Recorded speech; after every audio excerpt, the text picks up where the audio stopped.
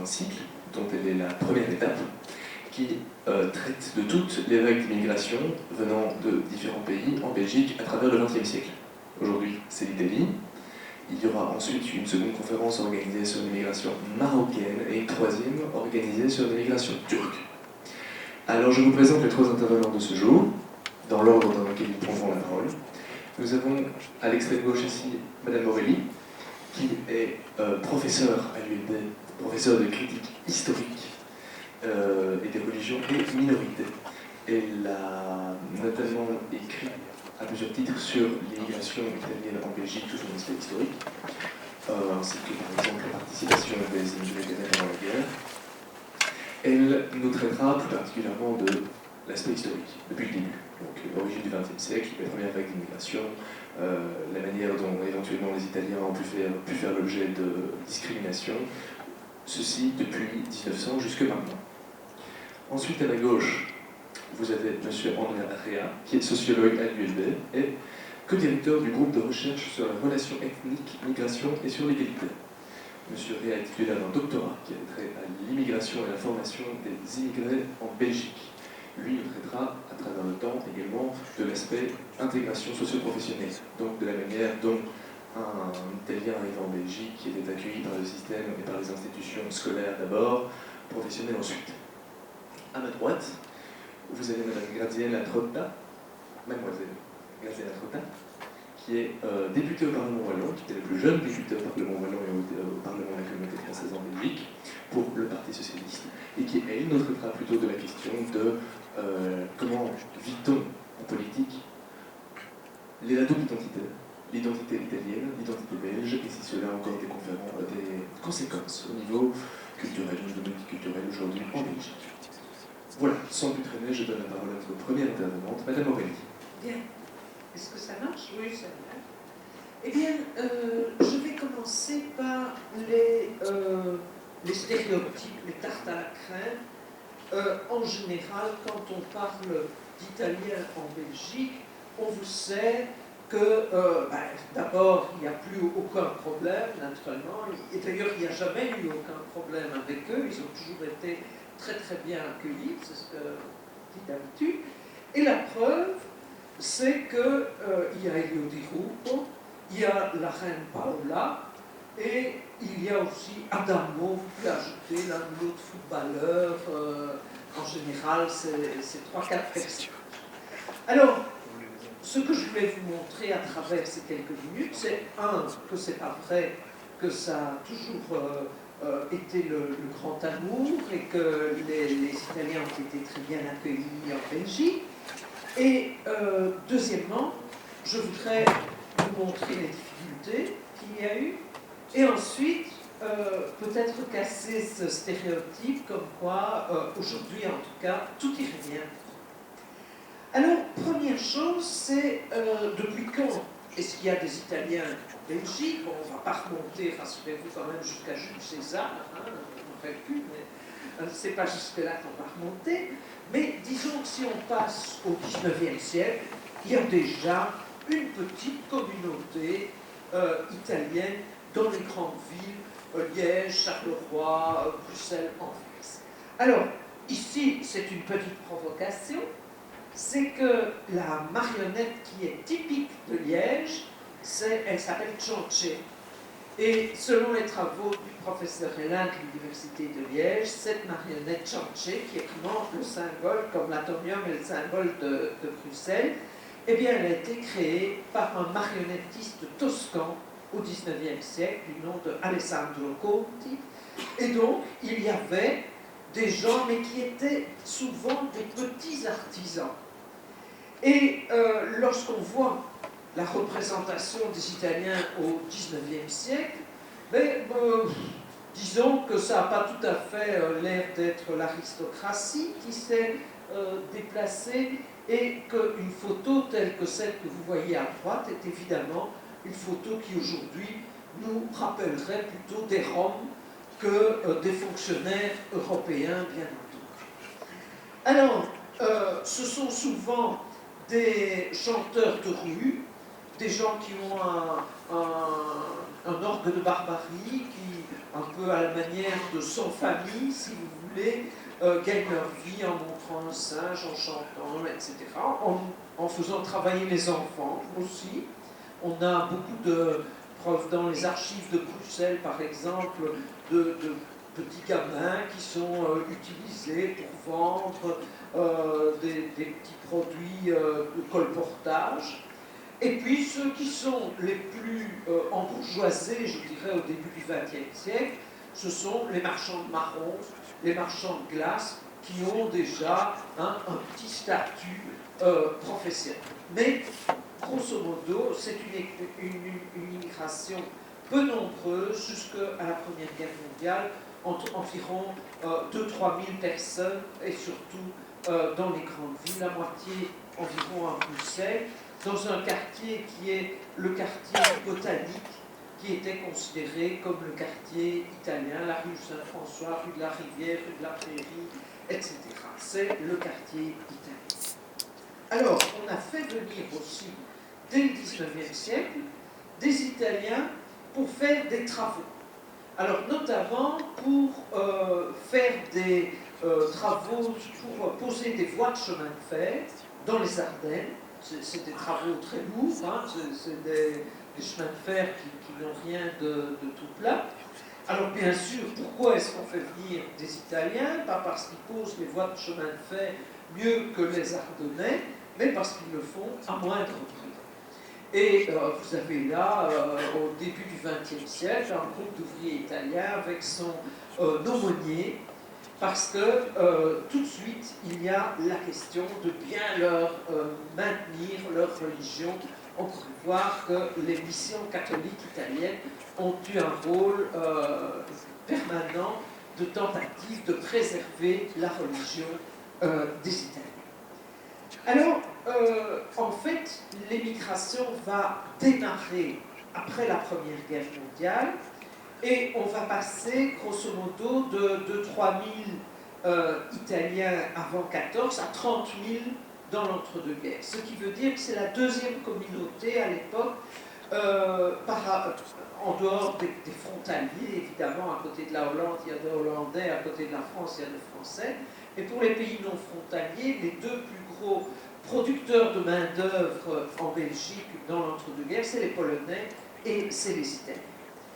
Alors, c'est une immigration qui est mélangée, comme en Pologne, comme pour les Polonais d'ailleurs, une immigration qui est à moitié politique et à moitié économique. Et souvent, les deux, vous savez, sont fort mélangés. On quitte un pays parce qu'on ne sait plus y vivre, et on ne sait plus y vivre parce qu'on vous mène la vie impossible, peut-être pour des raisons qui tiennent aussi à la politique. Et donc, dans l'entre-deux-guerres, c'est le régime de Mussolini en Italie, comme c'est le régime du maréchal Piłsudski ou du colonel Beck en Pologne, et les gens qui sont ici sont à la fois des émigrants politiques et économiques. Mais c'est relativement encore peu de choses, 30 000 Italiens, par rapport à ce qui va être la toute grosse émigration, qui va être l'émigration du second après. Alors pourquoi est-ce qu'il y a tant d'Italiens qui vont se déplacer vers la Belgique? Il faut toujours un push et un pull. Alors, le push, c'est que l'Italie est dans un état de délabrement économique incroyable, juste après la guerre. Il y a des milliers de jeunes gens qui sont revenus de l'armée, qui sont revenus de la déportation et qui exigent du travail. Il n'y en a pas. Il y a une agriculture qui est dans un état féodal. Il y a un système de soumission des paysans qui est de type médiéval, surtout dans le sud de l'Italie. Et donc, on a oublié, si vous voulez, que, comme disait Cesare Marchi dans son livre, nous étions des gens pauvres.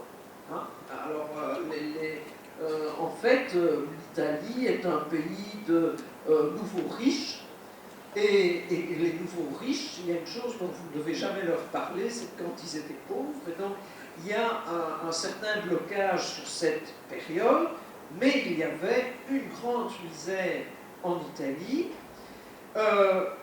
Certains ouvrages l'ont rappelé, la situation des femmes, ça peut sembler mignon comme tout, d'aller chercher par exemple l'eau comme ça avec des seaux.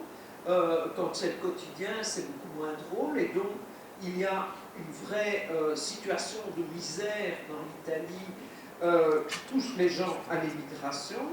L'ouvrage Les enfants Polenta rappelle que dans l'immédiat après-guerre, la préoccupation de toutes les familles, sauf dans la haute bourgeoisie, mais se dit non, c'est de manger. Qu'est-ce qu'on va manger ce soir? Toute la famille est mobilisée pour ça, les gosses cueillent des herbes, ramassent des escargots, etc. C'est la préoccupation générale.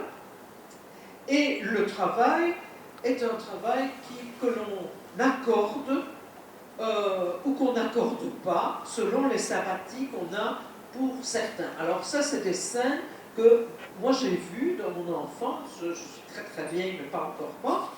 Et j'ai vu ça dans mon enfance, les hommes qui sont sur la place du village, et puis vient le représentant du patron, j'allais dire du seigneur, qui dit « toi, oui, toi, toi, toi ». Et pourquoi certains et pourquoi pas d'autres? Bien souvent, c'est une vengeance de type social ou politique. Il y a eu, juste après la guerre en Italie, des mouvements d'occupation des terres. Il y a eu des mouvements syndicaux d'agriculteurs qui n'ont pas réussi. Et évidemment, la vengeance du propriétaire est immédiate. Ces gens-là, ils n'ont pas de travail et donc ils vont chercher à émigrer parce qu'on dit toi, tu n'as qu'à aller chercher du travail chez Staline. Etc., parce qu'ils sont considérés automatiquement comme anarchistes, communistes, etc. Donc il y a ce push important, mais il faut, pour qu'il y ait immigration, qu'il y ait aussi un pool, c'est-à-dire qu'il y ait des postes de travail qu'on appelle au travail, et ce pool, il va exister parce qu'en Belgique, il y a des postes de travail que les gens installés ici ne veulent plus occuper. Alors, il y a un mensonge continuel, c'est de dire la Belgique n'avait pas assez de main-d'œuvre. C'est pas vrai. Il y a certains moments où les Italiens vont arriver en Belgique et il y a du chômage important. Alors, pourquoi est-ce qu'on les fait venir? Parce qu'ils acceptent des conditions de travail que les gens installés ici ne veulent plus. Et on est tellement peu sûr qu'ils soient bien accueillis que, par exemple, à Liège, on va les débarquer à la gare de marchandises de Vivigny, non pas au Guillemin, parce qu'on sait bien que la population locale ne va pas être ravie de voir que ces gens viennent prendre les postes de travail qu'eux refusent à juste titre. Alors, les postes de travail qu'ils refusent et que les Italiens vont accepter, c'est essentiellement, évidemment, dans les mines, et puis dans les carrières de pierre, des types de travaux où les gens qui sont établis depuis longtemps en Belgique savent bien que normalement on se chope des accidents et on se chope aussi des maladies professionnelles qui ne sont pas reconnues, comme la silicose par exemple, qui est considérée comme un simple hasard. Tiens, vous avez travaillé dans les mines, tiens, vous avez la silicose. Donc, les mines belges et les carrières vont organiser un recrutement en Italie. Vous avez là une affiche très classique qui va, une affiche rose, en fait, qui va proposer des salaires qui sont des bons salaires pour l'époque et qui, ils commencent par les salaires les plus élevés, les allocations familiales, les congés, les primes de naissance, les renvois d'argent, le logement. À côté de chaque lieu de travail, un logement décent est prévu, etc. Et donc, étant donné la situation économique terrible qu'il y a en Italie, un bon nombre d'Italiens vont se précipiter vers ces offres de travail. En fait, un accord en 1946, signé entre la Belgique et l'Italie, prévoit la déportation, alors on verra le terme, mais il a été employé notamment dans cet article que je vous ai montré tout à l'heure et en Italie, il n'a pas fait scandale. Bruxelles rappelle la plus grande déportation européenne en temps de paix. Hein. C'est un terme qui a troublé ici en Belgique, mais qui avait été employé couramment en Italie.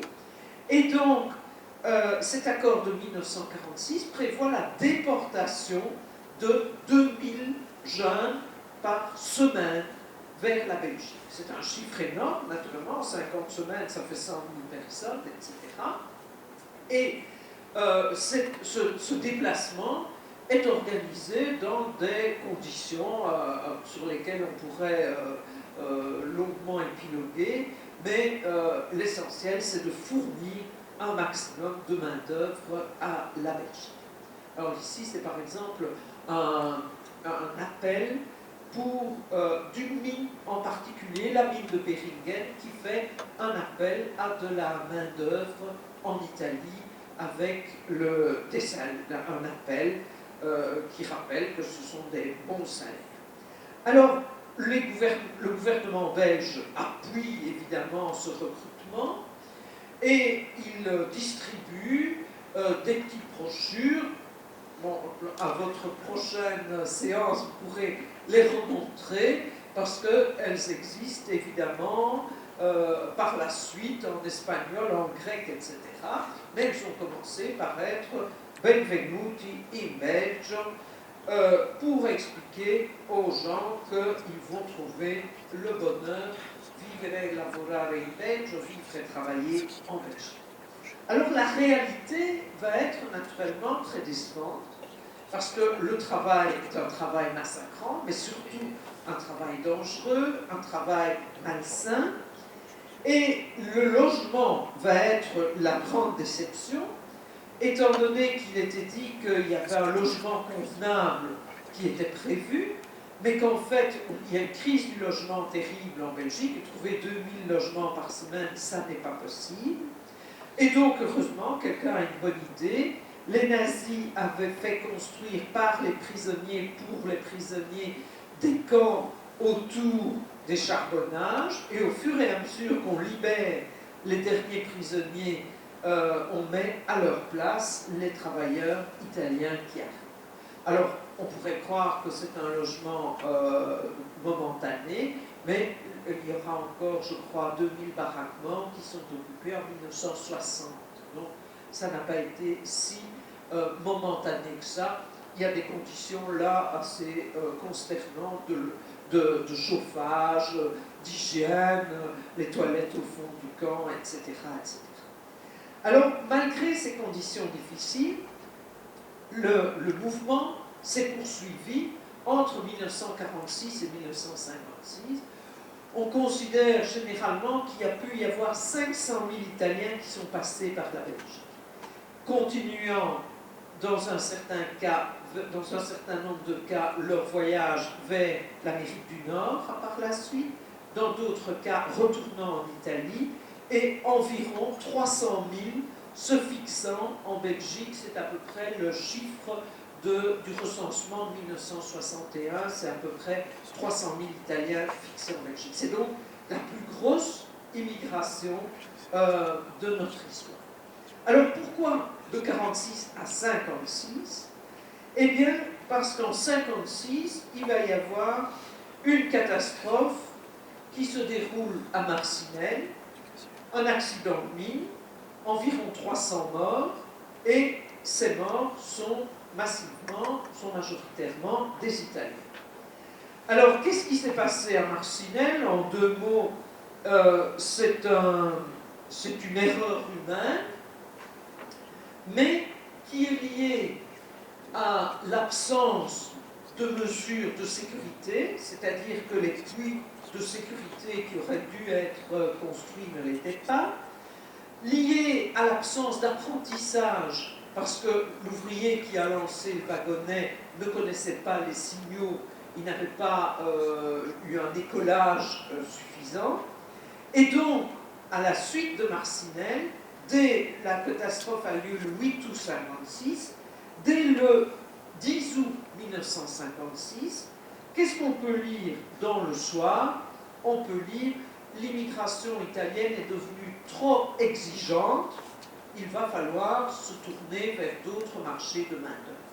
Et le mouvement qui était déjà amorcé pour diversifier l'immigration va s'accentuer à partir de cette catastrophe de Marcinelle. L'Italie coupe ses voies officielles, il y aura encore des gens qui vont venir mais à titre individuel, et d'autre part, on va les remplacer par de la main-d'œuvre moins exigeante. Ce seront les Grecs, ce seront les Espagnols, et puis quand ceux-là ne voudront plus venir, ce seront les Marocains et les Turcs lors de l'accord de 1964. Alors, on pourrait se dire qu'après, tout est pour le mieux dans le meilleur des mondes.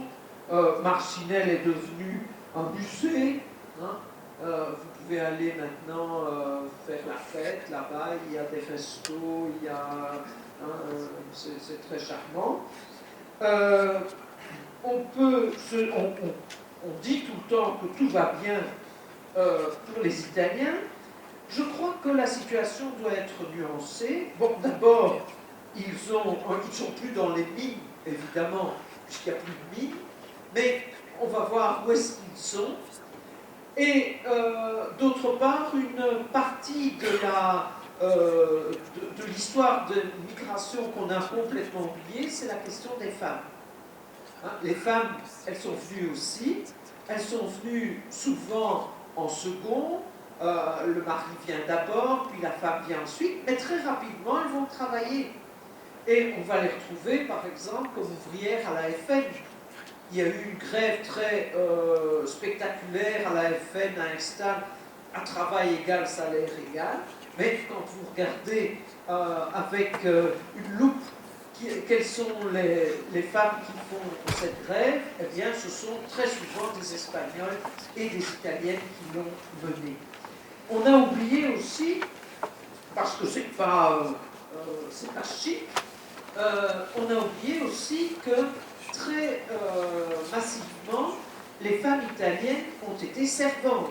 Alors vous avez là, par exemple, un contrat qui est un contrat bilingue de servante, et ce contrat bilingue, c'est pas en flamand et en français, c'était le contrat que proposait la CSC aux membres féminines, mais c'est un contrat en français et en italien, bien entendu.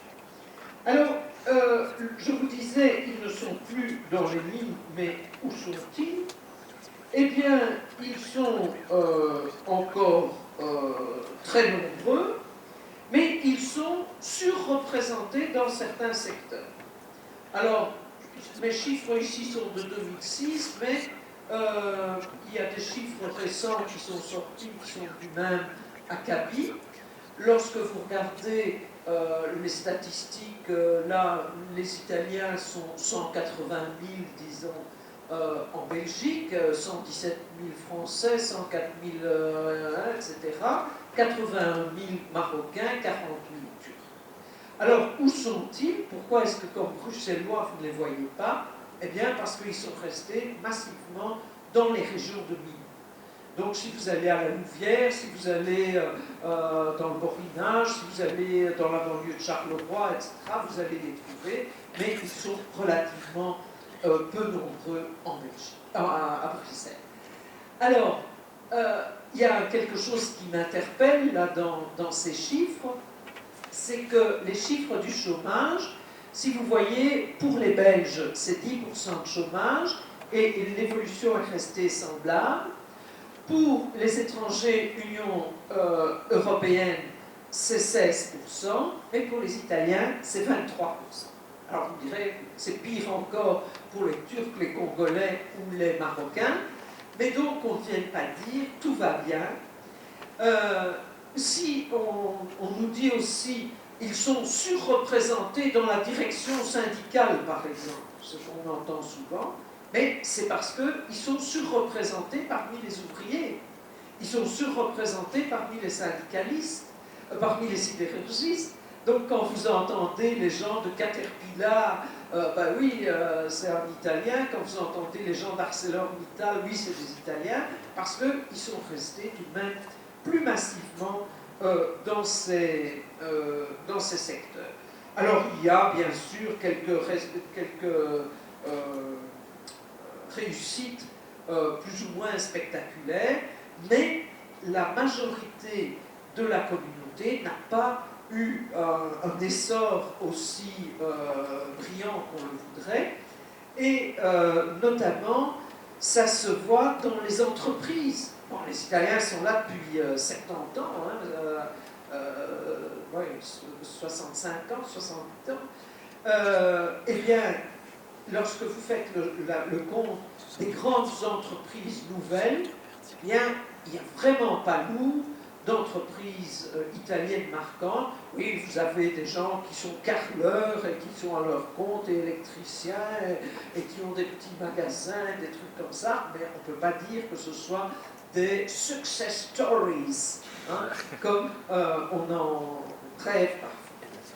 Enfin, rassurez-vous, je termine, pour ceux qui ont accepté le contrat en 1946 et qui ont réellement fait leur carrière dans les mines, qu'est-ce qui s'est passé?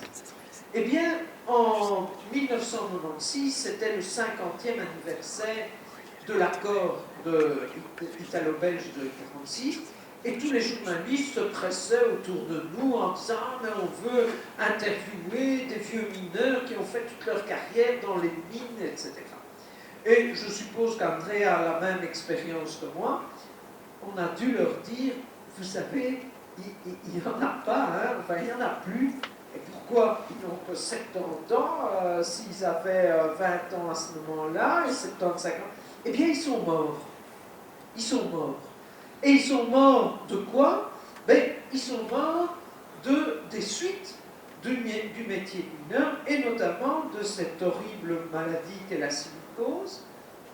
Et lorsqu'en 1996, on a réalisé un ouvrage sur les Italiens de Wallonie, on a trouvé en fait beaucoup de gens qui étaient dans des situations sanitaires terribles. Alors celui-ci, il était arrivé en 1947, il était alité quand la photo a été prise, mais il a voulu se mettre debout pour la photo, et il a dit « Maledetto quel giorno », maudit ce jour où j'ai signé, maudit ce jour. Et dans les vieux, ben, vous en voyez beaucoup dans des situations assez pénibles, notamment parce qu'ils ne peuvent pas respirer, ils meurent étouffés, et bien souvent, plutôt qu'un trésor de guerre, ce qu'ils ont légué à leurs enfants, c'est du matériel pour respirer de ce type-là. Et donc, on est un peu loin, je dirais, de la belle image d'Épinal. Oui, leurs enfants ne sont pas mineurs, oui, un certain nombre ont pu faire des études, mais en général, ils restent surreprésentés dans la classe ouvrière. Les femmes restent surreprésentées, non plus comme servantes ou comme ouvrières à la FN, mais par exemple comme caissières de grands magasins, comme employées chez Cora, etc. Et pour les enfants de la 3e et 4e génération, ils sont surreprésentés dans l'enseignement technique, dans l'enseignement professionnel et dans l'enseignement spécial, ce qui n'augure pas trop bien de l'avenir de ces générations. Je vous remercie.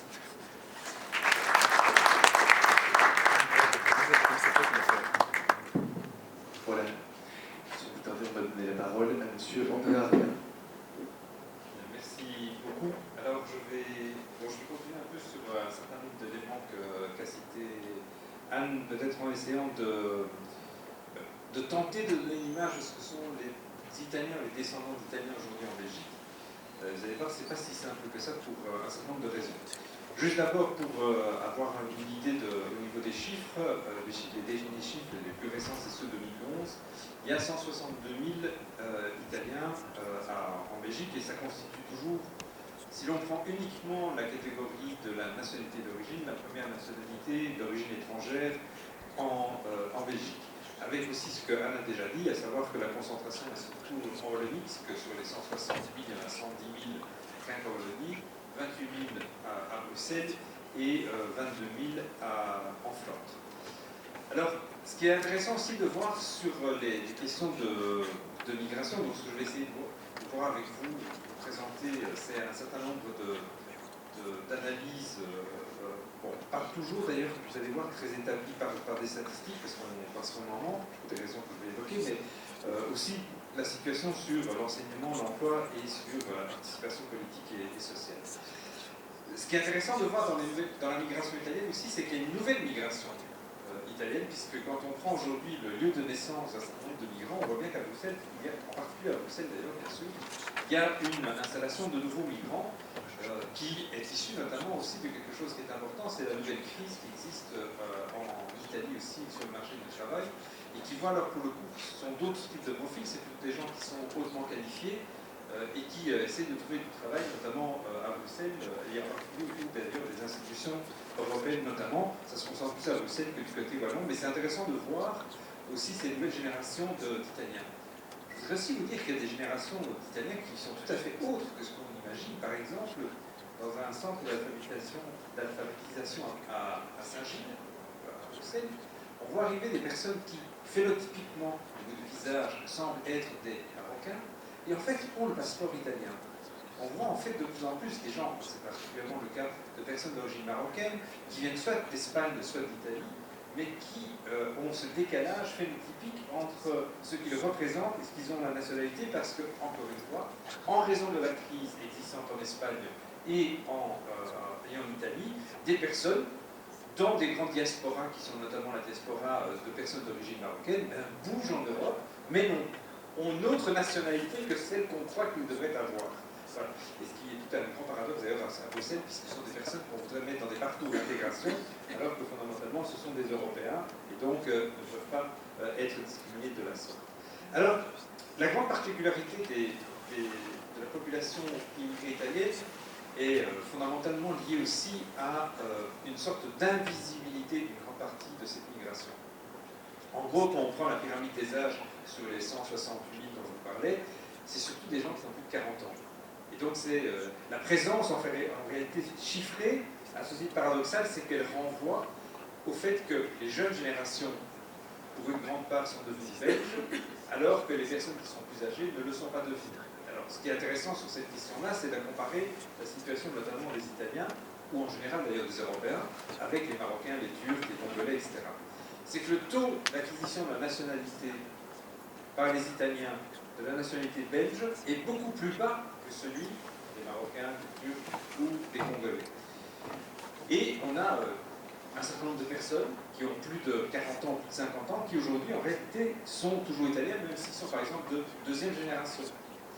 Ce qu'on ne retrouve pas dans les autres migrations. Mais à l'inverse, on a peu de visibilité des jeunes générations, qui sont, pour ainsi dire, surtout de troisième, voire de quatrième génération.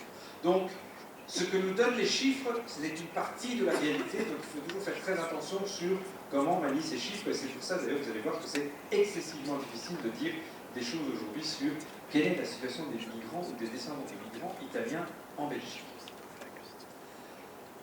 Sur la question de la naturalisation, bon, pour rappel, donc, il y a une loi surtout qui a changé fondamentalement l'acquisition de la nationalité, c'est celle de 1984, et qui va voir d'ailleurs le plus grand changement de nationalité parmi la population d'origine italienne. Et c'est sur deux raisons. La première chose, c'est que la loi de 1984 autorise la transmission de la nationalité par la mère.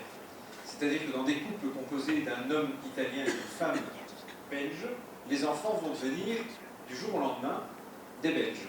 D'accord ? C'est un premier grand changement, d'ailleurs, qui va s'occasionner en 1984. Le deuxième changement, c'est ce qu'on appelle le double niveau du droit du sol, c'est la troisième génération va devenir automatiquement belge. Enfin, pas tout à fait automatiquement, mais globalement. Et donc, en 1985, 1er janvier 1985, entre le 31 décembre 1984 et le 1er janvier 1985, il y a 65 000 personnes qui viennent des Belges, par l'automatisme de ce changement de nationalité. Par rapport aux Italiens, c'est le moment où le changement de la nationalité est le plus important.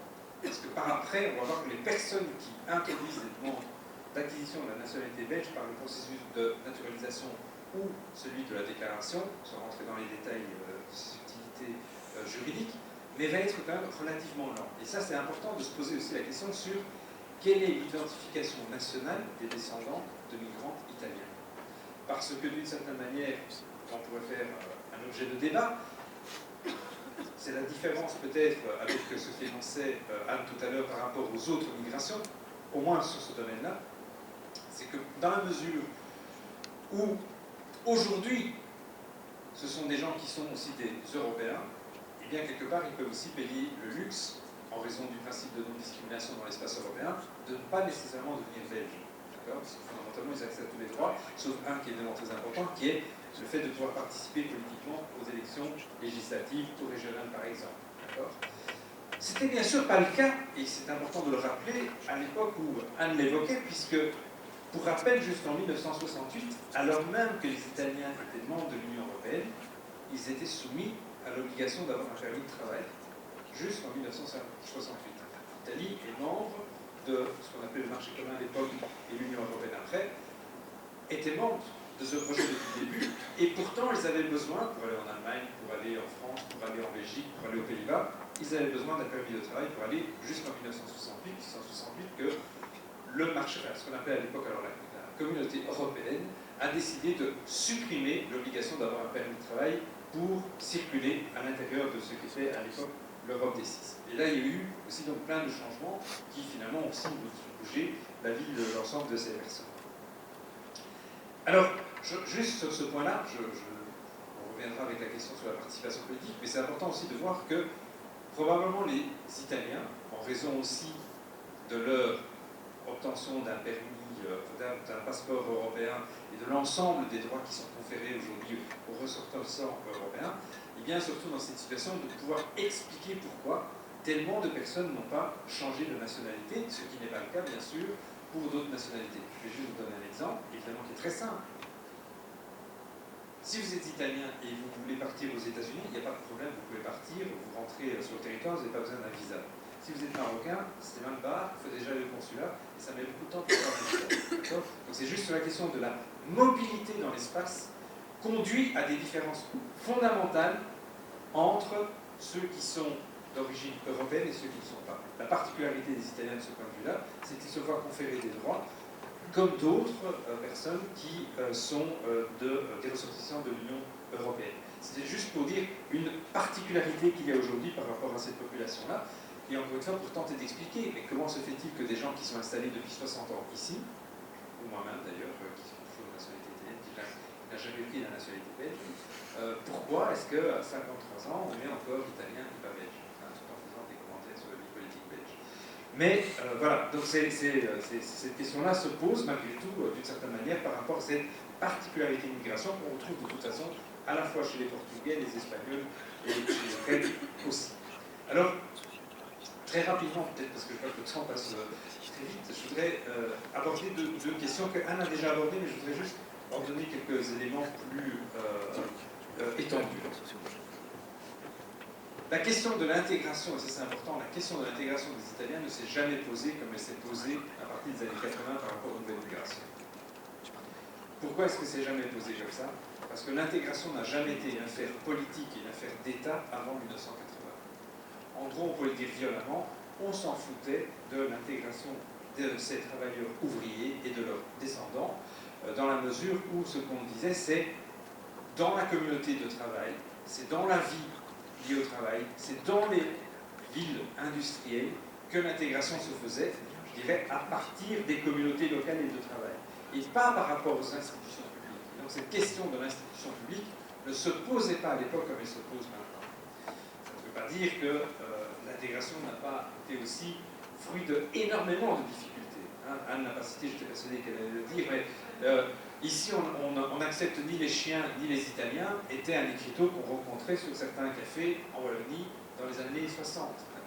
La superbe chanson à la Motouelle que la vie est belle, 1973, a été 73, donc on pense que les Italiens sont déjà intégrés que ça. Bon, donc cette question de la racialisation des Italiens, ou le racisme à l'encontre des Italiens, c'est quelque chose qui était très présent et qui a quelque part aussi handicapé les processus d'intégration. Mais ce n'est pas à cela que je veux vraiment me référer le plus. Je vais me référer à une institution que Anne a citée, mais sur laquelle je voudrais juste un peu plus m'étendre, c'est bien sûr celle de l'école.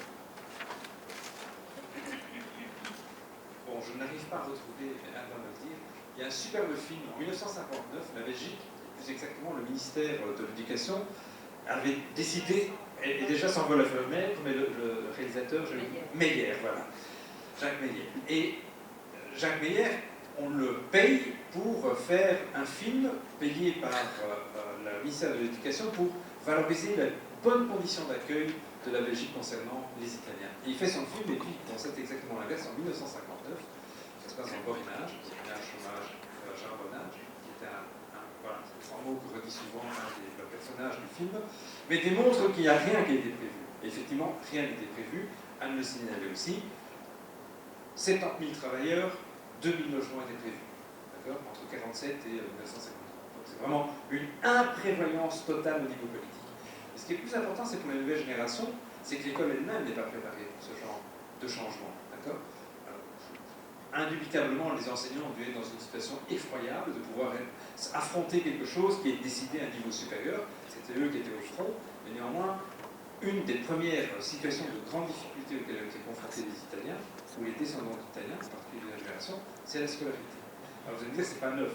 Aujourd'hui, si on va à Kurugel, si on va à Srin, si on va je sais pas, à Carignon, les nouvelles générations vont être confrontées exactement au même type de problème qu'on connaissait avant. Mais ce qui est important de voir, c'est qu'à l'époque, l'école n'a pas fonctionné fondamentalement comme étant une institution de promotion sociale ou de démocratisation des études. C'était, et c'est vrai pas uniquement pour les Belges, pas pour les étrangers ou les Italiens, c'était vrai aussi pour les Belges de classe populaire, ça c'est évident, mais l'école constituait le lieu de reproduction des inégalités sociales en inégalités scolaires. Puisque ce qui était vraiment le plus important dans des régions comme Charleroi, comme dans la périphérie de Liège, c'est que quand les jeunes avaient 14 ans, c'était les soustraire de l'école pour qu'ils viennent à l'usine. Pourquoi? Parce que dans les années 60, il y avait beaucoup de boulot, il y avait beaucoup de postes à pourvoir. Et donc, quelque part, on poussait même les élèves à ne pas aller jusqu'au bout de leur scolarité. À l'époque, il faut pas oublier qu'en 1983, l'obligation scolaire allait jusqu'à 14 ans, ce qui fait que beaucoup de gens ont commencé leur carrière à 14 ans, notamment dans les entreprises de sidérurgie dont on vient de parler tout à l'heure. Donc, on se retrouve dans une situation où le premier élément qui construit l'intégration des personnes, c'est le travail. On rentre dans la vie, la participation dans la vie de la Belgique, c'est par le travail. Et c'est vrai pour les hommes comme pour les femmes, même si elles ont été davantage invisibilisées par les statistiques, par les travaux, par les recherches, etc. Mais elles étaient très présentes dans le secteur que Anne a précisé, qui soit industriel, qui soit aussi nettoyage, et en particulier dans celui de la domesticité, bien évidemment. Mais l'intégration passait par le travail. Ça signifie que l'institution publique était plus présente. À l'inverse de ce qui se passe aujourd'hui, puisqu'on va même créer, notamment en région de des parcours d'intégration pour les nouveaux migrants. Qu'est-ce qui est arrivé par la suite? Alors, Anne l'a cité très vite, mais c'est vrai. La question de l'intégration, alors c'est plus fortement ciblé sur la deuxième génération. Pourquoi? Ça, je suis désolé, c'est aujourd'hui, on n'en sait rien. Que sont devenus les troisième générations d'Italiens dans l'enseignement? On n'en sait pas grand-chose parce que c'est difficile à les repérer statistiquement. Comme on n'a pas de statistiques ethniques, on ne sait pas savoir qui est qui. Alors on va dire le nom, mais le patronyme est toujours un peu perturbant, puisque comme c'est une transmission qui est patrilinéaire, tous ceux qui sont avec des descendances plutôt du côté de leur mère, en fait, disparaissent des statistiques, ce qui serait aberrant de prendre une partie de la situation. Donc on sait très peu de choses. Et ce qu'on a su, au moins jusqu'à pas si longtemps que ça, c'est effectivement qu'il y avait orientation précoce dans l'enseignement technique et professionnel. Moi, très bien, j'étais premier de classe, on m'a dit les Italiens sont très bons en mécanique, donc vous allez à un professionnel. J'étais à Bruxelles, justement, en Wallonie. Mais en Wallonie, c'est la même chose. Et c'est vrai aussi, j'insiste, pour les personnes de classe populaire belge. Donc, ce n'est pas que les étrangers comme c'est soumis à cela. C'est aussi beaucoup plus large que ça. Autre orientation qui est beaucoup plus marquée, parce que ça c'était vrai au moins jusque dans les années 80, parce que les statistiques sont plus ou moins fiables par rapport aux générations, c'est surreprésentation des élèves en enseignement spécial par rapport à l'enseignement ordinaire pour ce qui est de l'enseignement primaire. Avec un des critères, qui est le critère numéro 8, qui est trouble caractériel, qui a été super utilisé, qui est quand on a un enfant qui perdure un peu trop en classe, il y a directement dans l'enseignement spécial plutôt que dans l'enseignement ordinaire. Il y en a d'autres qui ont vécu ça aussi. Aujourd'hui, on sait très bien qu'en particulier les descendants de l'immigration marocaine et turque sont et subissent un type de réorientation, un type d'enseignement technique et professionnel. Il y a une donnée qui est intéressante aujourd'hui, mais qui est donnée surtout grâce aux recherches internationales, c'est les tests PISA. Parce que grâce aux tests PISA, on sait savoir le lieu de naissance des parents. Et quand on prend les tests PISA, là on retrouve en nombre trop limité le nombre d'Italiens, et on voit que, encore une fois, leur taux de performance, ce qu'on appelle les performances scolaires, en mathématiques, en lecture et en chimie, sont moins élevés que la moyenne des Belges. Ça ne veut rien dire en soi, parce qu'on ne sait pas l'expliquer. Ce qu'on peut juste dire, c'est probablement, puisqu'on sait bien que le déterminant le plus important dans la réussite scolaire, en particulier quand on prend les tests PISA, c'est l'appartenance sociale, et encore plus aujourd'hui, le diplôme de la mère. Le diplôme de la mère. Au plus le diplôme scolaire de la mère est élevé, au plus le taux de réussite augmente. Donc ça joue vraiment un rôle fondamental aujourd'hui, parfois plus important que celui de l'appartenance sociale. Et c'est les deux cumulés qui est intéressant. Même par rapport à cette descendante de migrants italiens qui sont identifiés dans les tests PISA, on voit bien qu'ils sont en dessous des moyennes. Ce qui juste permet de penser que probablement, en termes d'appartenance sociale, ils ne sont pas dans le même type de profil que ceux de la population belge d'une certaine manière. Alors pourquoi ils ne le sont pas? Mais ça, Anne l'a dit aussi intérieurement. Parce que une partie, alors je ne peux pas vous donner des chiffres, on ne peut pas être très précis, on est parfois très impressionniste dans ce que je dis. C'est comme ça, on n'a pas de données. Mais fondamentalement parce que, en particulier en Wallonie, il y a eu encore beaucoup de familles dont les parents étaient ouvriers. Et dont on a plein de traces aujourd'hui, simplement quand vous regardez les journaux télévisés, quand on voit on ferme Arcelor, on ferme à Charleroi. Voilà, c'est ça. Là, on voit bien, il suffit de voir les délégués syndicaux et ceux qui sont interrogés, ils sont surreprésentés. Alors, ça télévisuellement, mais quand on va dans les entreprises, ils le sont aussi d'une certaine manière, ce qui démontre que pour une partie de cette population, une partie de celle-ci est quand même restée attachée à, par ailleurs, une profession ou un groupe social plus exactement qu'une profession qui tend à disparaître numériquement, qui est la classe ouvrière, en particulier l'équipe industrielle, d'une certaine manière. Alors, je voudrais dire encore un point que Anne a cité rapidement, mais dont on voit aussi des traces dans un certain nombre de données statistiques. Aujourd'hui, la Belgique a en fait plein d'instruments pour essayer de mettre en relation l'appartenance sociale et professionnelle des personnes et d'autre part leur origine nationale. C'est ce qu'on appelle le couplage entre le registre national et d'autre part la banque Carrefour, qui est la banque qui centralise l'ensemble des données relatives au chômage, au CPS, au travail, à l'invalidité, etc. Donc, le registre national, c'est important. On est un des deux seuls pays européens à avoir un registre national, c'est-à-dire que nous sommes enregistrés quelque part où il y a toutes nos données. Bon, c'est complètement libre. Mais dedans figure l'information relative au pays, pour exactement le lieu de naissance des parents. C'est grâce à ça qu'on peut retrouver finalement les origines des personnes. Grâce à ce croisement-là, ce qu'on voit aussi encore aujourd'hui, c'est qu'il y a ce qu'on appelle l'ethnostratification du marché du travail, c'est-à-dire que les descendants de migrants italiens sont encore surreprésentés dans un certain nombre de secteurs, qui sont exactement ceux qu'on a cités tout à l'heure, à savoir dans l'industrie. Mais encore une fois, c'est surtout pour les personnes qui ont plus de 30 ans. Donc, en dessous, c'est vraiment, ils disparaissent des statistiques, et donc c'est vraiment difficile de dire des choses. Surreprésentation dans l'industrie, surreprésentation dans la construction encore, et surreprésentation aussi, ce qui est important parce qu'on l'a cité tout à l'heure, dans ou parmi les indépendants, en particulier issus de l'immigration. Pourquoi? Parce qu'un certain nombre d'ouvriers ont changé, ça vous le savez très bien, les personnes qui ont commencé pour l'ouvrier, puis qui ouvrent une pizzeria, c'est quelque chose qui est assez fréquent, donc ils sont aussi surreprésentés dans l'activité comme indépendants. Dernier point que je voudrais aborder, c'est celui de la participation politique et syndicale. Alors pourquoi est-ce que je voudrais parler de ça? D'abord parce que, même si je suis sûr qu'après moi on en parlera de manière plus précise, mais il y a quelque chose qui est très surprenant sur la participation politique, c'est que quand on a fait les premiers travaux sur la participation politique des immigrés, il était très surprenant que, il y a une question qui revenait toujours, c'était de dire est-ce que Elio Di Rupo est l'arbre qui cache la forêt? Je veux dire par là que si on prend les données en 2000, il y avait plus de représentants dans les assemblées d'origine marocaine que d'origine italienne. Alors que la présence était beaucoup plus ancienne pour l'immigration italienne que pour la présence marocaine. En fait, c'est depuis très récemment qu'il y a énormément de personnes d'origine italienne qui sont au Parlement wallon. Quand je dis très récemment, bon, ça peut retourner ça peut monter à 15 ans. Mais je veux dire, quand on prend les vagues migratoires, on aurait pu s'attendre effectivement qu'en même temps qu'il y ait eu le dépôt, c'est-à-dire à la fin des années 80, il y en a eu plein d'autres qui apparaissent. Or, ce n'était pas le cas. Je pense que c'est intéressant de se poser cette question de cette grande différence et pourquoi c'est si en retard dans la participation politique, alors que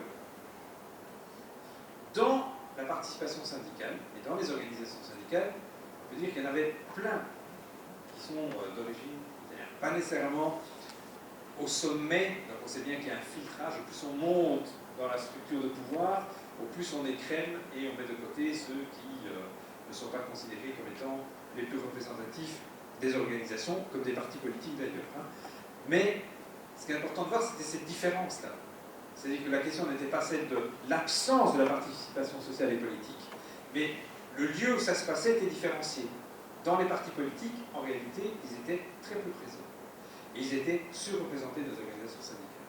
Alors pourquoi est-ce que ça se passe comme ça? Il y a un double mécanisme qui permet de l'expliquer, c'est pour ça que je voulais présenter cette question-là, puisque une des choses sur l'intégration, c'est aussi de dire, mais est-ce que les gens participent à la vie, est-ce qu'ils sont politiquement investis? Une des premières raisons est liée au fait qu'ils participent moins politiquement parce qu'ils sont plus nombreux à être restés italiens. D'une certaine manière, étant restés plus souvent italiens, ils sont moins souvent dans les partis politiques, pour une partie d'entre eux. Et surtout, une partie d'entre eux sont restés d'ailleurs dans les partis politiques du pays d'origine, qui est l'autre élément qui est important aussi à citer. On l'a vu par les élections cette année qu'il y a eu en Italie, donc il y a 15 jours. Bon, le nombre de personnes qui ont voté pour ces élections et habitant en Belgique est vraiment très élevé. Donc ce qui démontre quand même encore un lien par rapport au pays d'origine. Ça, ce sont les causes qu'on pourrait dire qui sont liées à la communauté italienne, si communauté il y a, ou du moins à la population d'origine italienne. Mais il y a aussi un autre mécanisme qui était peut-être plus puissant, surtout en Wallonie, c'est la fermeture des partis politiques aux étrangers. En ce compris celui qui en a le plus aujourd'hui, les partis socialistes, il a mis quand même longtemps à s'ouvrir aux étrangers dans les différentes localités. C'était vraiment des politiques locales, c'est-à-dire des situations au sein des différentes localités que les choses se passaient. Même s'il y avait un rapport amical, ouvert, etc. Mais ça ne passait jamais le filtre des poules quand il fallait constituer des listes électorales. Là aussi, les poules ont changé par rapport à avant, puisqu'on donne beaucoup plus d'importance aux électeurs qu'à l'appareil politique. D'une certaine manière, il y a plus de personnes qui se sont présentées, et il y a plus de personnes aussi, d'ailleurs, qui sont aujourd'hui élues, à la fois au niveau communal, à la fois au niveau régional, et bien sûr aussi à la fois au niveau fédéral. Ce qui est important de voir dans ce processus-là, c'est que, c'est d'ailleurs le grand paradoxe aujourd'hui. Qui est le plus intégré? Est-ce que c'est les descendants des migrants italiens ou les descendants de migrants maghrébins ou marocains? Comme j'aime souvent le préciser. Je ne suis pas sûr, contrairement à un discours très répandu, que les descendants des Italiens sont beaucoup plus intégrés, entre guillemets, parce que ça veut dire de leur intégrer, donc déjà là-dessus, on a quitté toute la soirée. Mais on pourrait considérer que les formes d'attachement, même des descendants d'Italiens, ne sont pas aussi aujourd'hui complètement acquis à la Belgique, ne sont pas complètement des gens qui sont... Il y a aussi un mythe aujourd'hui. Moi, je suis très frappé les membres de ma famille qui disent « Mais nous, quand on est arrivés, quand même, on s'est vite intégrés, on était bien avec ces Marocains aujourd'hui. » C'est affligeant, c'est que l'oubli est puissant, c'est épouvantable. Ils ont été les victimes de racisme et aujourd'hui ils sont eux-mêmes les acteurs de nouveaux racismes à l'encontre des derniers venus. C'est quelque chose qui est terrible de constater à quel point, d'une certaine manière, il y a un oubli par rapport aux conditions qu'on a vécues, aux souffrances qu'on a vécues, et qu'aujourd'hui on inverse la tendance en rapportant sur les nouveaux ou les derniers venus, finalement, ce qu'on a vécu et subi soi-même comme victime de racisme en particulier. Et je pense que cette question mérite quand même d'être posée parce que contrairement à ce qu'on pense, alors je ne veux pas dire que les Italiens sont moins bien intégrés que les Marocains, c'est pour ça que je le dis, que les descendants bien évidemment, mais je pense que ce n'est jamais aussi évident que ça. Il ne faut pas reprendre le discours qui est de dire les Européens sont bien intégrés, les autres ne le sont pas. Je pense qu'il y a vraiment toute une construction de ce langage-là qui est tout à fait préjudiciable à la compréhension de ce qui se passe. Maintenant, encore une fois, ne me faites pas dire ce que je n'ai pas dit, à savoir que les Italiens, les descendants ne le sont pas.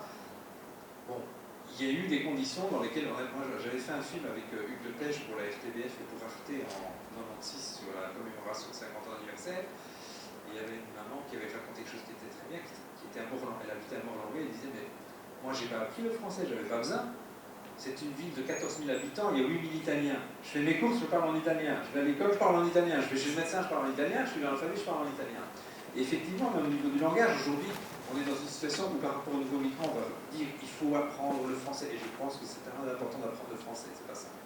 Mais qu'on oublie d'une certaine manière qu'il y a eu beaucoup de situations où finalement on a accepté des choses qui aujourd'hui sont considérées comme étant uniquement à reporter sur les nouvelles migrations alors qu'elles étaient acceptées aussi par rapport aux situations antérieures. Donc je pense que sur la question de l'intégration des Italiens, je partage le point de vue de Anne. Je pense que c'est vraiment un panorama, une cartographie à demi-teinte. Mais le gros problème, c'est que fondamentalement, on considère que l'immigration italienne est résolue et donc il ne faut pas s'y intéresser. Conséquence, je vous dis des choses très impressionnistes et on ne sait rien dire quelque chose de très précis parce que dans tous les projets qu'on a introduits de recherche sur l'intégration des personnes d'origine étrangère, quand on met italien, espagnol, grec, portugais, on dit ça, c'est pas intéressant. Et je pense que c'est une erreur de faire cela parce que finalement on perd une grande élément de connaissance à avoir sur ces communautés-là, mais aussi de comparaison par rapport aux nouvelles migrations. Je vous remercie.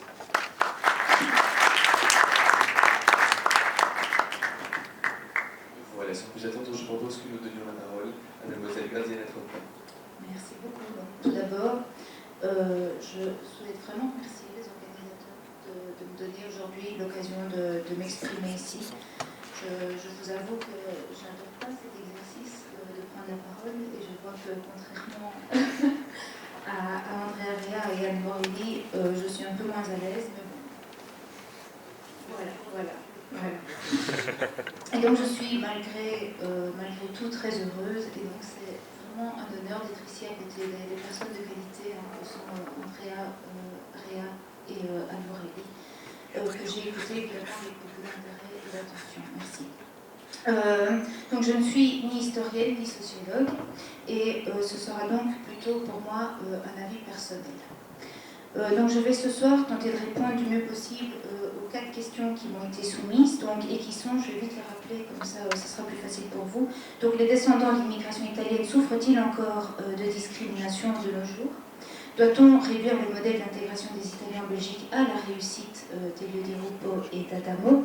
Est-ce que le fait que de nombreux descendants d'Italiens s'investissent dans la politique belge est suffisant pour conclure que ces derniers sont devenus des citoyens à part entière de la société belge? Et est-ce que les différents partis ont eu des projets politiques pour lutter contre le dysfonctionnement de l'ascenseur social chez les descendants d'immigrés italiens? Donc voilà, en guise d'introduction, je vais vous dire d'abord quelques mots sur mon parcours. Donc je suis depuis 2011 échevine à Esoprel, qui est une commune de l'arrondissement de Charleroi. Et en 2009, je suis devenue, donc à l'âge de 24 ans, la plus jeune députée du Parlement wallon et du Parlement de la communauté française, ce qui, vous en conviendrez, est un parcours, si pas unique, un peu atypique pour une immigrée de la 3e génération. Donc je suis née en Belgique, tout comme mes parents, et je suis née belge. Ce sont donc mes grands-parents qui sont arrivés ici après la guerre. Ils ont connu les baraquements qui étaient réservés aux Italiens, pour ceux qui connaissent à Châtellerault et au Breton.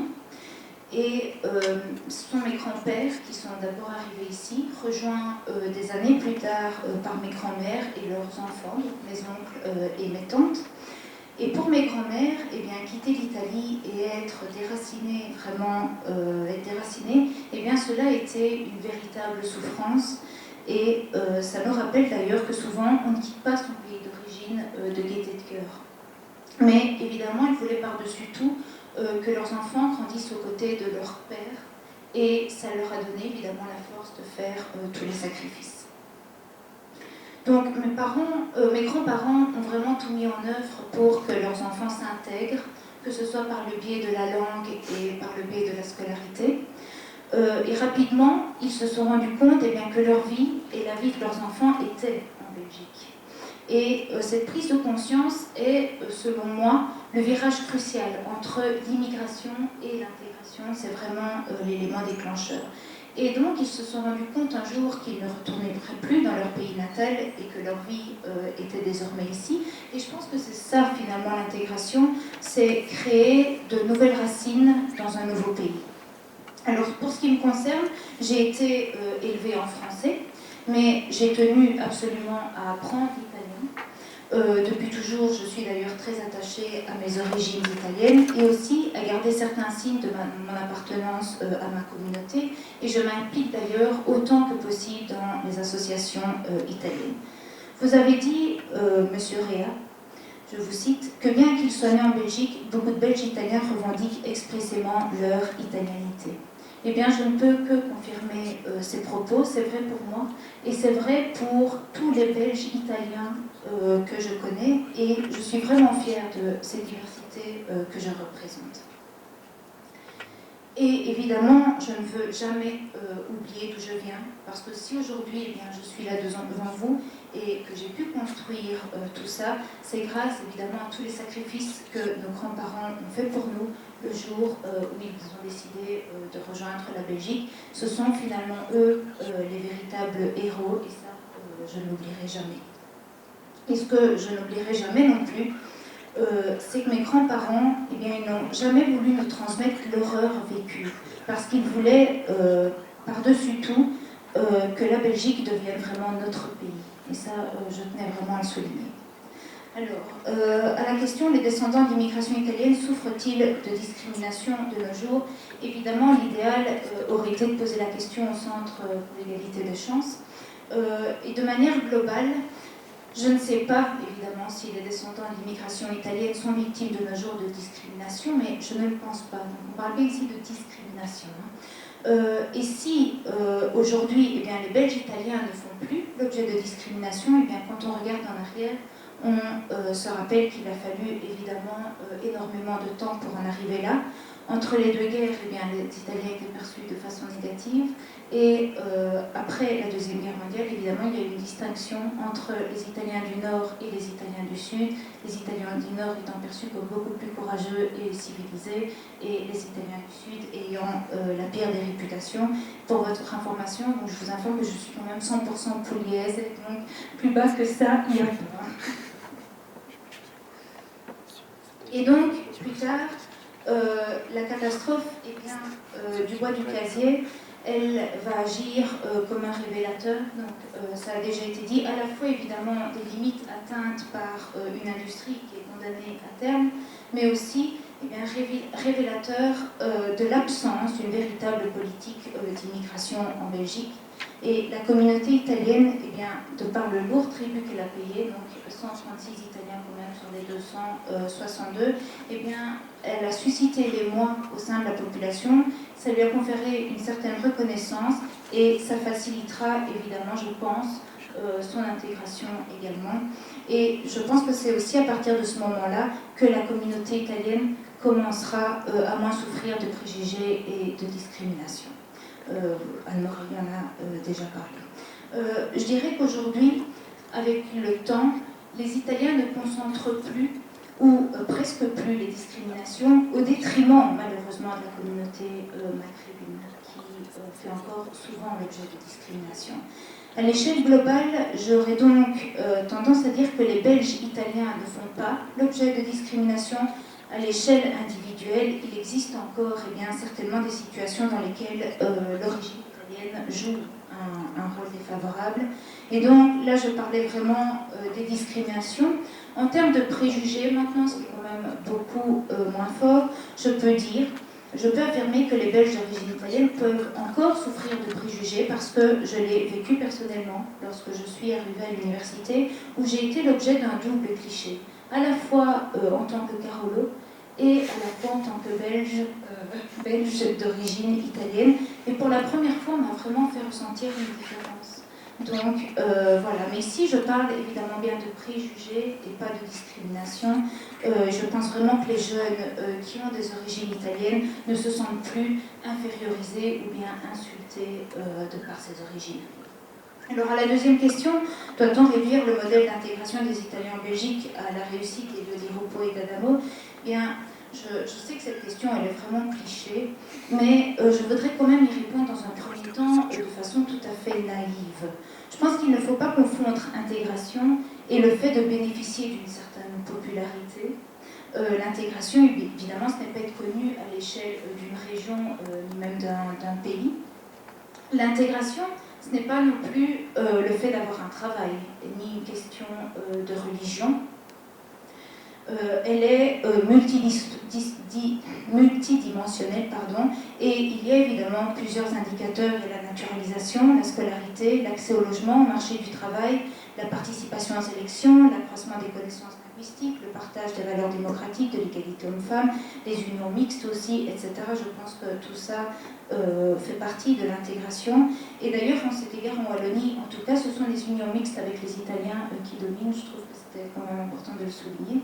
Alors, il y a également donc, la nationalité et le droit de vote, qui sont deux facteurs très importants de l'intégration.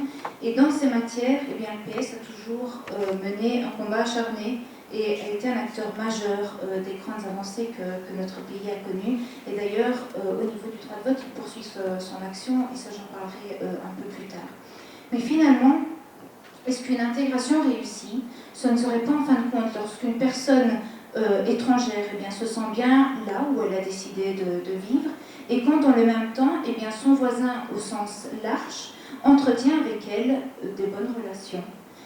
Je pense que si déjà on a ces deux éléments-là, alors on peut affirmer que l'intégration est un succès. Je suis peut-être vite contente, mais je trouve que c'est déjà une bonne chose. Alors, l'intégration, elle va dans les deux sens aussi. C'est un processus qui est réciproque. Pour que l'étranger puisse bien s'intégrer, il faut d'abord que le pays d'accueil l'accepte. Et ils doivent tous les deux, donc autant le pays d'accueil que l'étranger, faire preuve de perméabilité l'un par rapport à l'autre. Et la population belge, eh bien, elle est devenue perméable à l'italien et à sa culture.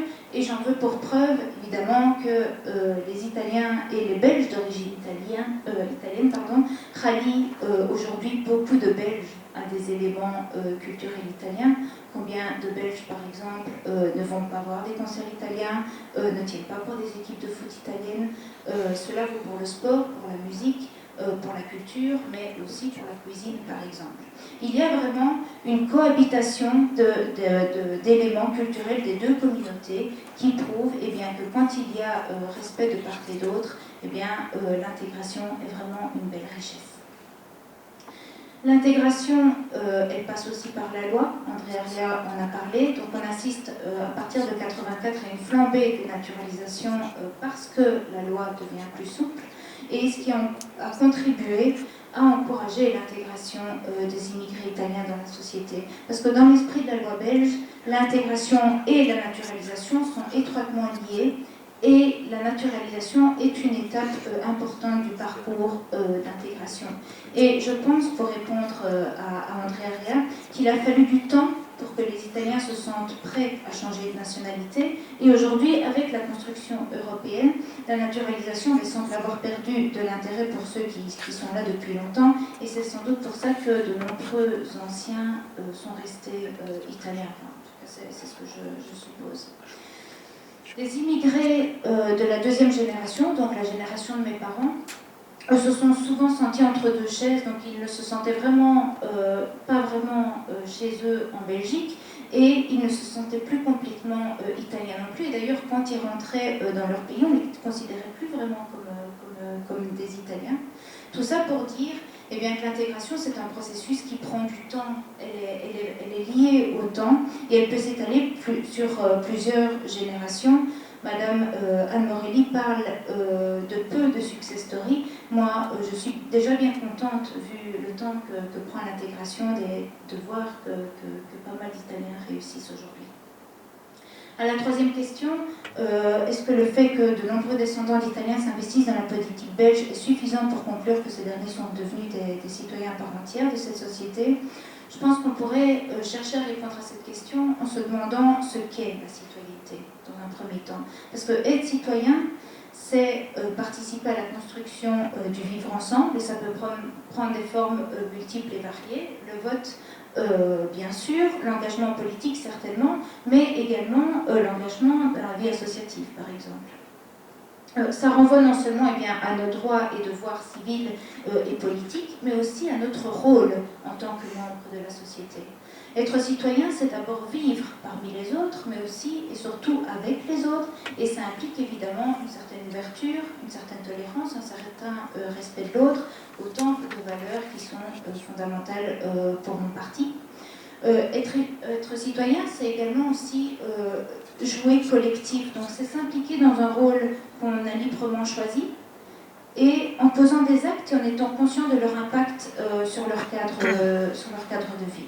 Aujourd'hui, eh bien, la participation à la vie sociale, économique, culturelle, sportive, politique des citoyens de Belgique, elle est évidente et elle est généralisée, sans oublier évidemment l'implication syndicale, on en a parlé, de nombreux immigrés italiens qui ont été portés par leurs camarades de travail à des fonctions dirigeantes dans les principales organisations syndicales. Alors pour ce qui concerne la politique, le droit de vote et l'éligibilité sont deux facteurs d'intégration très importants, quel que soit d'ailleurs le pays d'origine.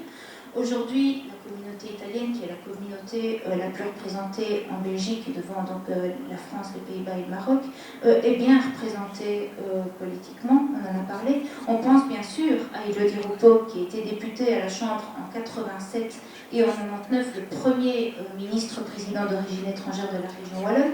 On pense aussi par exemple à Maria Arena, qui a occupé des fonctions ministérielles et qui est également devenue ministre-présidente de la communauté française. Mais à côté de ces deux personnalités, il y a beaucoup de femmes et d'hommes d'origine étrangère qui souhaitent militer pour un parti, soit occupent un mandat, que ce soit de conseiller, d'échevin, de bourgmestre, de parlementaire, etc. Et il ne faut pas oublier en plus tous ceux qui ont été présents sur une liste sans pour autant avoir été élus. L'immigration italienne, elle s'est vraiment investie progressivement dans la vie politique. Le nombre de candidats et d'élus issus de l'immigration a d'ailleurs augmenté peu à peu, André Arrea en a parlé aussi. Et à cet égard, je trouve que les listes électorales PS tentent toujours au mieux de refléter la population générale. C'est pour ça d'ailleurs qu'on a de nombreuses personnes d'origine étrangère sur nos listes, et on est d'ailleurs rejoint maintenant par beaucoup de partis. Aujourd'hui, donc, je disais, il y a des dizaines et des dizaines de mandataires de tout niveau aux origines italiennes qui sont présents dans tous les partis, et c'est vraiment le signe d'une certaine vitalité d'ailleurs de notre démocratie. Et concernant toujours l'engagement politique, il faut aussi préciser, et on a dit aussi, que beaucoup d'Italiens de Belgique ne votent pas. Et que l'intérêt envers la politique, eh bien, il peut varier très fort, mais je pense que cet intérêt-là, il doit davantage être abordé au niveau individuel et analysé en fonction de critères comme le niveau de formation, par exemple. Il en va d'ailleurs de même pour la population belge en général. Il y a beaucoup de personnes, jeunes et moins jeunes, qui ne manifestent pas du tout d'intérêt à la politique, tandis qu'il y en a d'autres qui s'informent, qui militent, qui s'engagent, etc. Je pense que ça a très peu à voir avec le fait d'être d'une communauté ou d'une autre. Et cela étant dit, il y a quand même un élément important à souligner, c'est qu'il a fallu attendre 2000 pour que les citoyens européens puissent voter aux élections communales, et 2006 pour les non-européens, ce qui a quand même engendré que beaucoup de personnes d'origine étrangère qui ont vécu de nombreuses années en Belgique sans pouvoir voter ont parfois développé, je pense, un sentiment d'exclusion. Et les parents n'ont pas pu être un modèle pour leurs enfants par rapport à l'intérêt des élections en Belgique, en tout cas parce que, comme ça a été dit, beaucoup suivaient apparemment la politique italienne. Et il en va de même pour beaucoup de Belges qui, si ils avaient le choix, je pense, n'iraient pas voter non plus. Et donc, il ne faut vraiment pas réduire ce phénomène aux Italiens et à toute population d'origine étrangère. Et enfin, alors, à la dernière question, par rapport au parti, les socialistes n'ont pas du tout été les premiers à s'occuper des immigrés italiens. Je pensais qu'Anne Morelli allait en parler. C'est le pilier politique, le pilier catholique, qui s'en est chargé. Mais je pense que ce n'est pas par manque de considération, mais plutôt parce que les syndicats socialistes n'ont pas bénéficié des mêmes faveurs patronales que la CSC et n'ont pu accéder aux cantines des Italiens que bien plus tard. Dès les accords de 1946, donc entre la Belgique et l'Italie, il y a eu des accords qui ont été signés entre la CSC et les associations catholiques des travailleurs italiens, donc les ACLI pour que les travailleurs italiens soient, dès leur arrivée, insérés dans le pilier catholique, que ce soit mutualité, syndicats, écoles, hôpitaux, etc. Et donc, je ne m'étendrai pas sur le sujet parce que ça, c'est de l'histoire, et voilà, chacun son rôle. Concernant maintenant les décisions politiques pour lesquelles les socialistes ont joué un rôle, ce sont des mesures qui ont été prises à la suite de la catastrophe du bois du Casier, qui, comme on l'a dit, a vraiment été un électrochoc. Il y a eu des arrêtés royaux qui ont été pris en 1957 exactement et bien, sur la prévention des incendies dans les mines, avec des zones de coupe-feu qui sont établies, l'obligation aussi du port d'un masque de protection contre les feux incendies dans les travaux souterrains des mines, et au début des années 70, en 72 précisément, un arrêté royal qui est relatif au sauvetage dans les mines. Donc ces dernières ont été obligées d'établir des centrales de sauvetage. Il y a eu également plusieurs tentatives de faire reconnaître la silicose, on en a parlé comme maladie professionnelle, mais il faut quand même attendre 63 et la loi Le Burton, donc, qui développera à ce moment-là la Sécu, ainsi qu'un arrêté royal de 64 pour que cette maladie bénéficie enfin d'une reconnaissance effective. Et comme l'a dit Anne Morelli, il y a énormément de mineurs qui en sont morts. Et au final, je pense que la silicose est encore bien pire que ce qu'on a connu avec la catastrophe du bois du Casier, surtout toutes des personnes qu'on n'a pas pu lui mettre à l'honneur parce qu'on ne sait même pas qu'elles sont mortes à cause de ça. Et donc, comme tentative, pour mieux intégrer les personnes d'origine étrangère, on peut également citer les conseils consultatifs communaux des immigrés. Les deux premiers ont d'ailleurs été créés dans des communes liégeoises, Chérat et Flémal-Haute, dirigés tous deux par un socialiste. Chouette. Et même si cette initiative eh bien, n'a pas vraiment connu le succès espéré, elle a quand même eu le mérite d'exister. Mais d'une manière générale, eh bien, les actions de mon parti qui ont été favorables vraiment à une plus grande intégration des Italiens sont des actions qui ont visé l'intégration de l'ensemble des personnes d'origine étrangère. Et parmi ces actions, je pense par exemple eh bien, à la loi Moreau de 1981 qui tendent à réprimer certains actes inspirés par le racisme et la xénophobie, et la loi Mahou de 2003 qui a été la première grande loi anti-discrimination, mais également la loi 2007 qui a été initiée par Christian Dupont, qui est venue renforcer ces deux lois. Ce n'était plus à ce moment-là à la victime d'apporter la preuve, mais à l'auteur de présumer, donc de prouver qu'il n'avait pas discriminé. Alors en 1996, il y a eu un très beau décret wallon qui a créé les centres régionaux d'intégration, dont l'objectif premier était, et toujours d'ailleurs, de promouvoir toute initiative qui encourage l'intégration des personnes d'origine étrangère. Et ils ont, en tout cas ceux que je connais, toujours un immense succès et une grande utilité. Et ce décret est vraiment le texte de référence jusqu'à aujourd'hui en matière d'intégration en Wallonie. Et le gouvernement wallon eh bien, s'est accordé en juillet dernier sur la mise en place d'un parcours d'accueil pour les primo-arrivants, et il incombe maintenant à la ministre en charge de ces matières d'élaborer un cadre décrétal, même si l'objectif de ce parcours est le même à Bruxelles qu'en Wallonie. L'idéal, évidemment, serait qu'il soit identique par rapport au caractère obligatoire. Et là, on a encore des petits soucis. Mais quoi qu'il en soit, ça prouve vraiment la volonté d'avancer encore et toujours dans cette voie de l'intégration. Il y a eu, bien sûr, les grands combats pour le droit de vote et d'éligibilité, combat qui n'est pas terminé, même si on vient de loin. Le PS demande d'ailleurs encore aujourd'hui l'extension du droit de vote au niveau des élections régionales pour les étrangers qui résident en Belgique depuis au moins 5 ans, légalement évidemment, et parce qu'actuellement ils ne peuvent voter que pour les élections communales. Et il y a eu aussi le combat en matière d'octroi de la nationalité, etc., etc., etc. Et comme on n'a jamais fini, malheureusement, de lutter contre les discriminations, eh bien, on a évidemment encore et toujours envie d'avancer dans ce domaine, et on a donc encore plein de projets que je ne vais pas vous exposer ici, parce que sinon je vais m'étendre encore des heures, mais toujours dans le but d'une plus grande égalité, quelles que soient les origines de chacun, quelles que soient leurs origines, etc., qui englobe évidemment toujours la communauté italienne, parce qu'apparemment elle n'est pas toujours aussi bien intégrée qu'on a le croit. Et donc voilà, pour vous faire un petit résumé, eh bien, je ne pense pas que les enfants et les petits-enfants d'immigrés italiens souffrent encore de discrimination aujourd'hui. Il ne faut surtout pas généraliser l'intégration italienne à la réussite d'Elio Di Rupo et d'Adamo, mais je pense qu'on peut quand même parler d'une réussite. Les descendants d'immigrés italiens sont devenus des citoyens de la société belge, mais pas seulement parce qu'ils s'investissent en politique, mais également dans le social, dans le culturel, dans l'associatif et dans plein d'autres domaines. Et les politiques, même s'ils ont pris du temps, essayent depuis de nombreuses années de lutter contre les discriminations et d'avancer dans le processus d'intégration. Ils ne sont évidemment pas les seuls maîtres à bord. Je pense que c'est une implication de tous les acteurs, chacun à son niveau. Donc aujourd'hui, on peut dire, en tout cas moi, je pense que l'intégration des personnes d'origine italienne, c'est une réussite, même si elle a connu évidemment les débuts difficiles. Et quand j'entends certaines personnes, j'en finirai par là, dire qu'en Belgique, l'intégration est un échec, eh bien je voudrais relativiser ces propos en posant une question.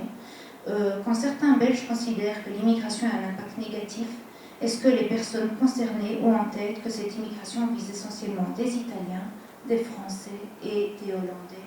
Je pense que non. Voilà, je vous remercie pour votre écoute. Voilà, merci pour ce point de vue. Je ne sais pas si un de nos deux autres intervenants a quelque chose à rajouter. Alors dans ce cas-là, je propose que nous passions directement aux questions. Donc si je note d'entre vous qui ont une question posée à un de trois intervenants, qu'ils n'hésitent pas à lever la main. Et ensuite, on fera circuler un micro dans la salle pour que les gens aient l'occasion de s'exprimer. Quelqu'un? Oui, monsieur? Oui. J'attends le micro ou je le dis à voix haute? Attends le micro. Monsieur.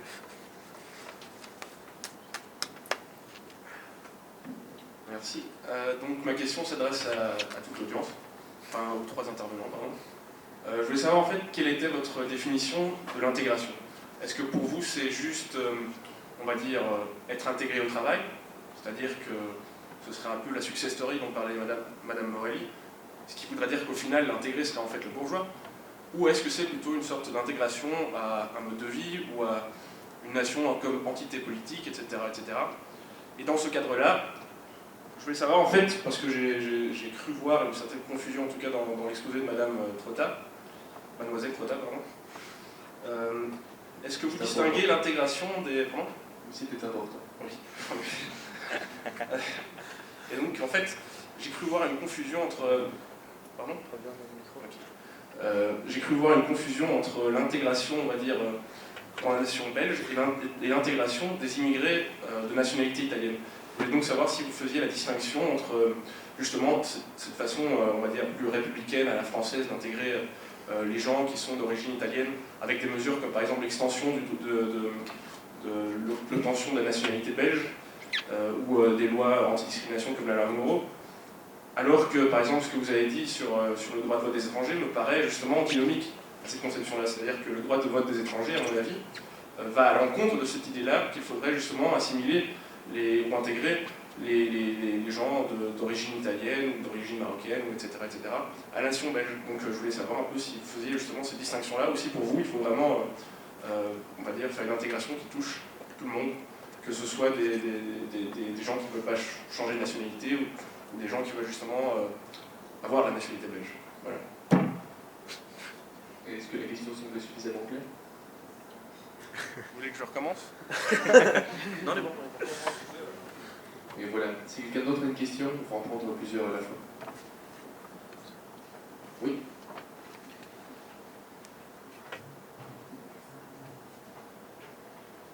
Alors bonsoir à tous. C'était vraiment extrêmement intéressant parce qu'on avait la perspective historique, sociologique et plus personnelle. Je vous salue tous et je vous remercie. Et plus particulièrement Mademoiselle Trotta parce que je suis Carolo aussi. C'est moi. Et donc je participe énormément à tout ce que vous racontez parce qu'on a eu des amis italiens, italiennes. Et ce discours, ce que vous avez raconté, je l'ai beaucoup entendu en tout cas durant ma jeunesse dans la région. Ma question est la suivante. Elle est peut-être plus d'ordre sociologique, donc c'est peut-être M. Réa qui pourra y répondre. Est-ce qu'on a des chiffres, des explications par rapport aux liens que gardent ces Italiens par rapport au pays d'origine? Comme je m'intéresse petit à petit à la question du transnationalisme, donc je suis un peu intéressée de savoir comment se déroulent les pratiques transnationales. Est-ce qu'elles sont plus d'ordre politique, culturel, social? Je suis d'origine turque. Chez nous, c'est quand même assez important, assez puissant. Donc, j'ai presque envie d'aller comparer et d'avoir des éléments plus clairs par rapport à la situation de la communauté italienne par rapport au pays d'origine qui est l'Italie. Parce qu'on a tendance à parler de droit de vote par rapport à la participation électorale là-bas, en Italie, mais est-ce qu'il y a d'autres types de liens qui sont maintenus et qui participent à la construction de l'identité de ces personnes? Voilà. Voilà, une éventuelle troisième question pour les intervenants.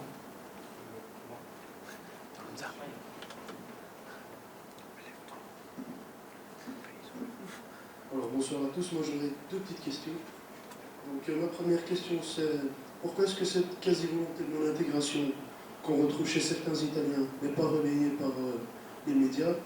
Et pourquoi est-ce que ça ne pose pas problème au niveau de l'opinion publique? Et ma deuxième question, qui est un peu une réflexion, c'est est-ce que c'est vraiment le temps qui a fait que les mœurs se sont adoucies et donc que les Italiens se sont intégrés, ou bien est-ce que c'est seulement le fait que de nouvelles communautés arrivées en Belgique vont reprendre ce flambeau du discriminé, et donc par ce changement de rôle, l'italien se verrait comme par magie intégré, voire assimilé. Voilà. Une dernière?